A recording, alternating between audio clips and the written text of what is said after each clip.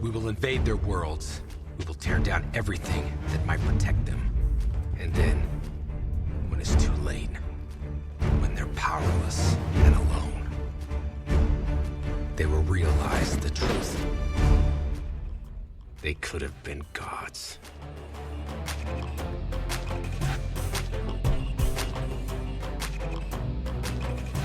Hi guys, Sharper back once again with another Mint in Box. And today we're looking at another in the Power Rangers Lightning Collection from Hasbro. It's Mighty Morphin Lord Drakkon. Now Drakkon is an interesting piece of Power Rangers history at this point because he kind of exploded in popularity after featuring in Boom Studios' ongoing Mighty Morphin Power Rangers comic. He is a nuanced villain that I really enjoy, and I'll get to talking about him in a second. I just want to talk about this gorgeous box. As is the case with most of the Lightning Collection boxes, these are just so nice, and I really appreciate that they're continuing on with this really nice vectored portrait design that they're sticking with, and the very minimal pictures on the back. Overall, just a very nice box design. Now, getting back to Lord Drakkon. Lord Drakkon, for those who don't know, is an alternate future version of Tommy Oliver. When the choice came to choose between the side of good and the Power Rangers, or the side of evil and Rita Repulsa, the freshly freed Tommy Oliver chose Rita Repulsa. And he continued on his evil path to the point where he destroyed not only Rita but the Power Rangers as well, ultimately taking over the Earth and acquiring not only his Dragon Zord powers but the powers of the White Tiger as well, fusing them into the form you see now. And it is absolutely gorgeous. It is an amazing blend of both power sets, and it's just a gorgeous look. I'm surprised that it never happened on the show, and it took 25 years for someone to come out with something this nice looking that fuses the two power sets of arguably the most important Ranger in the Power Rangers canon. Looking closely at the sculpt, it has a lot of really nice details. The paint quality is a little skew-iff. Like, you've got some cases of like bleeding from where the paint is supposed to go. It's especially egregious on the helmet, where the visor is bled out from the constraints of the gold trim.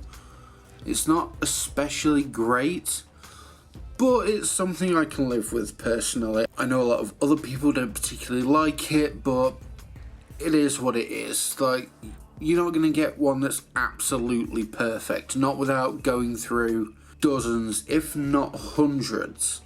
Because unfortunately, these guys are packed one per case. They're short packed as hell.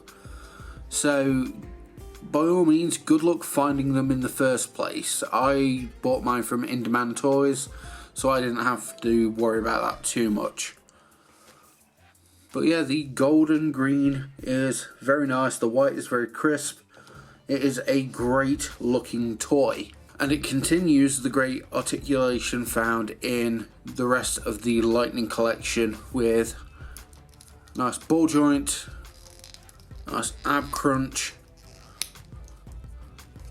nice clicky shoulders, bicep swivel, double jointed elbow, rotating wrist, ball jointed head, though it is somewhat limited by the high collar of the shield, ball jointed hips, thigh swivel, double jointed knees, and a nice ankle rocker joint for the feet. There is one major problem I have in this department, and it's the QC of certain parts. The elbow joint on this side is very much different to the one on this side. The peg is a lot shallower, causing this unfortunate warping of the plastic that I've tried to fix a number of times using hot water, and it's just not taking, which is really unfortunate, but ultimately it's something I can live with. In terms of accessories, I'm going to get the worst out of the way. It is yet another effect part that I already have. I've got like 3, maybe 4 of these now. Getting real tired of them, honestly. We have 2 alternate hands, which are both Grippy Things hands. He comes with 2 fists, which is great. Many of the other figures in the Lightning Collection do not come with 2 fists. They just come with the 1, and it's usually for the left hand. Luckily, all of the main Ranger figures use the same white hands, so you're going to be able to cross-play them and use them on a bunch of different figures. And he also comes with a dragon dagger. He doesn't come with a headless saber, but you can just use the saber from the White Ranger figure and it works just as well. The paint applications on this dragon dagger are pretty nice as well. For its size and the price point, it's a very good rendition of the accessory, and it slides into his hand very nicely. As with all Lightning Collection figures, there is an alternate head, and this is a little tough to get off, but you now have a spare helmet, and we'll just pop on this Drakkon head, which has a very striking resemblance to modern day Jason David Frank.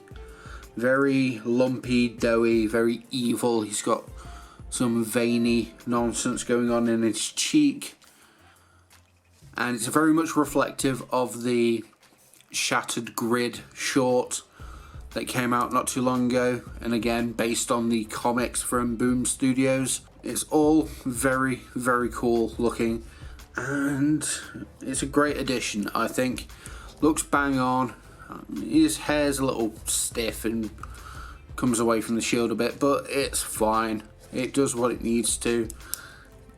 The articulation's somewhat hindered again, but there's no real posing that he can't do, and really you're just gonna have him sit in a big chair looking stern anyway, so for what it is, it works fine. Overall, I'm a massive fan of the Lord Drakkon figure. Bandai released one as a Power Morphicon exclusive and it was a shit show. This one is released in the main line, not as an exclusive but as a retail figure. And that's a huge thumb of the nose to Bandai. And I really appreciate it, Hasbro. Good work. They've come out with a fantastic figure that really does look the part, has all of the prestige of the line up to this point, and it just looks absolutely gorgeous. So big thumbs up to Hasbro for this figure. You've done an amazing job. Now where's the Ranger Slayer? Kind of need her too. As always, I've been Sharpo. This has been Mighty Morphin Lord Drakkon from the Power Rangers Lightning Collection. Now catch you guys next time for another Mint in Box.